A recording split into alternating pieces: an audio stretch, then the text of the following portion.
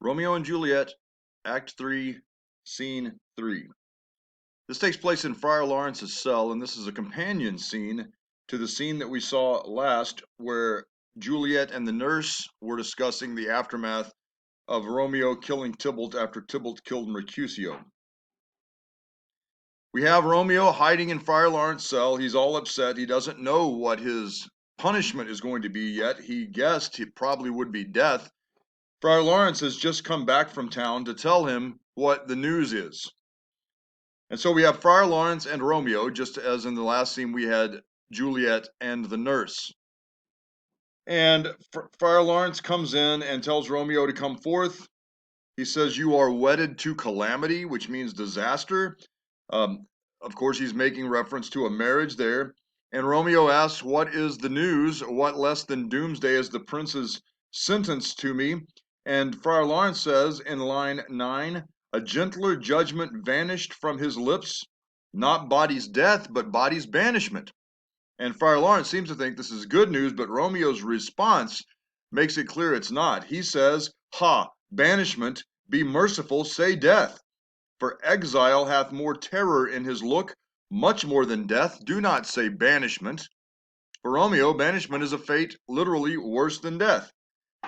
And then Friar Lawrence says that, you're going to have to be patient here. Typical older clergy guy telling a younger guy who's in all kinds of panic to be calm and be patient. And Romeo says in line 17, "There is no world without Verona walls." In other words, he's saying the same thing he said before when he first saw Juliet after the party. Juliet is the sun. And so this idea that he is the earth and he has to have the sun. Without the sun, he will die. He goes on down in line 28. He says, "Heaven is here where Juliet lives, and every cat and dog and little mouse, every unworthy thing live here in heaven and may look on her, but Romeo may not." Poor Romeo. More validity, more honorable state, more courtship lives in carrion flies than Romeo. Before he had wished he were a glove, now he wishes he were a fly. They may seize on the white wonder of dear Juliet's hand. You go on down to line 41, and there's a great pun here. He says, "This may flies do, but I from this must fly." So we keep on going. We have this whole thing where the friar is trying to calm him down, and then Romeo gets to line 57, and he says, "Yet banished, hang up philosophy, unless philosophy can make a Juliet, displant a town, reverse a prince's doom, it helps not, it prevails not, talk no more." I don't want to hear your philosophy, old man. You're not doing me any good, unless you can do all these miraculous things, which you can't. And then he says something that probably every young person has said to someone who is trying to tell them, to console them. He says, "Thou canst not speak of that thou dost not feel." You don't know how I feel. Wert thou as young as I, Juliet thy love, an hour but married, Tybalt murdered, doting like me and like me banished. Then mightst thou speak, then mightst thou tear thy hair and fall upon the ground as I do now, taking the measure of an unmade grave. And there, once again, Romeo makes reference. This is actually the first time we hear Romeo talking about death or suicide, but he begins to sound desperate here. Then the nurse comes in. And hey, the nurse has got good news, right? The nurse is going to come tell him that Juliet forgives him, that she is not as upset about him killing Tybalt as the fact that he's banished, and he needs to man up for his wife. And of course, the nurse does exactly what the nurse always does. She bungles the message and she makes it worse. She comes in and she says in line 83, "Oh, he is even in my mistress' case, just in her case. Even so lies she, blubbering and weeping, weeping and blubbering. Stand up, stand and you be a man. For Juliet's sake, for her sake, rise and stand." There's that whole idea again that crying and weeping and being emotional is not manly. She's not telling the truth. The last time she saw Juliet, Juliet was very resolute. She had stopped crying. She had told the nurse what her plan was. She had given the nurse a ring to give to Romeo to tell him that she still loved him, and yet she makes it sound like Juliet is just hysterical. She's not anymore. She was at first, but she's not anymore. And Romeo says in line 94, Does she not think me an old murderer? Now I have stained the childhood of our joy with blood removed but little from her own. Where is she, and how doth she, and what says my concealed lady to our cancelled love? And the nurse answers, Oh, she says nothing, sir, but weeps and weeps, and now falls on her bed, and then starts up, and Tybalt calls, and then on Romeo cries, and then down falls again. That's absolutely not what we saw in the last scene.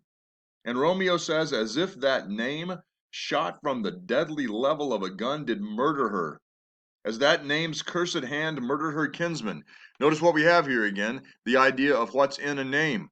Romeo once again thinking that his name is hateful to Juliet, and he says in the next line, Oh, tell me, friar, tell me in what vile part of this anatomy doth my name lodge? Tell me that I may sack the hateful mansion. And he draws a dagger, and it looks as though he's about to try to kill himself, to cut his name out of his own body, as if that was possible. And Friar Lawrence stops him and finally begins to speak. And this again, we see here Friar Lawrence dispensing a plan, dispensing wisdom, and yet it's fairly obvious that Friar Lawrence is not very good at this, and he's not. I don't think he's real bright. He certainly seems to think he's got a plan that's going to bring this town together again, and all it's done so far is driven it further apart. In line 116, actually in line 108, Friar Lawrence says, Hold thy desperate hand. Art thou a man? There's that idea again. Thy form cries out thou art, thy tears are womanish. Thy wild acts denote the unreasonable fury of a beast. On down to 116, listen to what he says. Hast thou slain Tybalt? These are rhetorical questions. Wilt thou slay thyself, and slay thy lady too that lives in thee? By doing damned hate upon thyself. We have to unpack that a little bit. First of all, he asks, Have you slain Tybalt? Yes, that's true. Will you slay yourself? It looks as though he's thinking about it. By slaying yourself, you'll kill your wife, Juliet, thy lady, who is a part of you. That's that reference back to the idea of two becoming one flesh. And also, probably, he knows that if Romeo kills himself, Juliet will follow suit. And finally, he says, by doing damned hate upon yourself. And we have to remember, this is a Franciscan monk. The idea of suicide to a Catholic was the unforgivable sin. He would damn himself if he kills himself. Go on down to line 135. What? Rouse thee, man. This is very important. This is where the friar gives him reasons to stay alive. Thy Juliet is alive, for whose dear sake thou wast but lately dead. There art thou happy. Notice the repetition here. Tybalt would kill thee, but thou slewest Tybalt. There art thou happy too. The law that threatened death becomes thy friend and turns it to exile. There art thou happy. A pack of blessings light upon your back. This is the old count your blessings routine. So what? All these things are true, but Romeo still can't see Juliet. Happiness courts thee in her best array, but like a misbehaved and sullen wench, thou pouchst upon thy fortune and thy love. There's that idea again. You're acting like a little girl. Take heed, for such die miserable. Here's the plan. Remember, the original plan was for Romeo and Juliet to get married that afternoon. Remember, this is still only Monday afternoon, the second day of the play. They were to get married. Romeo was going to go spend the night with Juliet. Then they were going to proclaim their love to one another publicly, tell everyone they've already been married, consummated their marriage. Nothing anyone can do about it because they're Catholics. They can't get divorced. They've already consummated the marriage. And, of course, the two families would have to live together happily ever after. And that sounded like a great plan. I'm being facetious. That's a horrible plan. How is that ever going to work? But now that plan has gone bad, so Friar Lawrence comes up with a different plan, much more complicated. Here's what Romeo should do. Go, I'm on line 146, get thee to thy love as was decreed. Ascend her chamber, hence and comfort her. But look thou stay not till the watch be set, for then thou canst not pass to Mantua, where thou shalt live till we can find a time to blaze your marriage, reconcile your friends, beg pardon of the priest, and call thee back the prince, and call thee back with 20,000 times more joy than thou wentst forth in lamentation. Wow, it's a great sermon. You've got all these blessings, a pack of blessings light upon your back. Now here's the plan. You're going to sneak into Juliet's room just like you were before. Nothing's changed there. But you can't afford to stay till the morning, till the watch is set, so be sure you get out of there before sunrise. Go to Mantua, the next closest town. You can stay there. After you've been there for a while, we'll bring you back. We'll tell everybody what happened. You can beg pardon of the prince. The two families will, of course, come together because you've been married, consummated your marriage, and everything's going to work out just fine. Okay. Well, that doesn't sound very realistic, but that's what he tells him. And then he says, finally, go before nurse. This is the friar still. Commend me to thy lady, and bid her hasten all the house to bed, which heavy sorrow makes them apt unto. Romeo is coming. The nurse, of course, says this is great, wise counsel, which lets us know right off the bat that it's not, because the nurse is not real bright either. She thinks the friar is speaking words of wisdom. Then finally, the nurse says in line 163, here, sir, a ring she bid me give you, sir. Hi, you make haste, for it grows very late. If she had walked in the room with the ring, we might have avoided the whole crying and weeping and threatening to kill himself scene from Romeo, but she didn't. She waits till now. And finally, in line 165, the friar says, go hence, good night, and here stands all your state.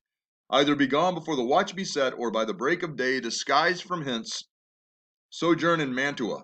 I'll find out your man, and he shall signify from time to time every good hap to you that chances here. Notice all the references to fate. Hap means fate. Chance is another word for fate. I'll find out Balthazar. That's his man. That's his servant. And I'll send messages back and forth. As far as I can tell, this never happens. I don't know why the friar doesn't do this, but he never sends a message with Balthazar.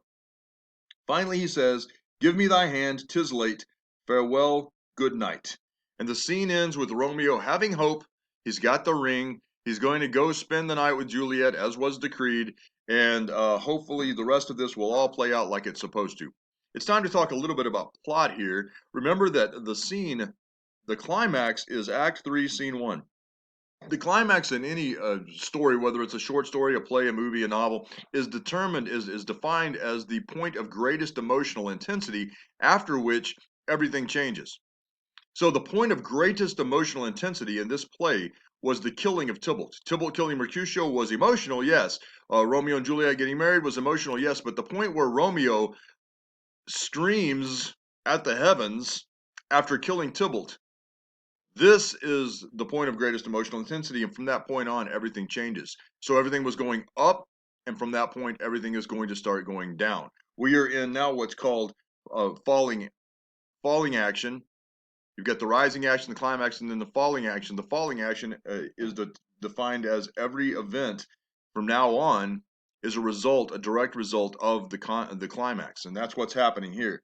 So we have the next scene, which is Act 3, Scene 4, a scene in the Capulet's house, one that no one expected. And we'll start with that one next.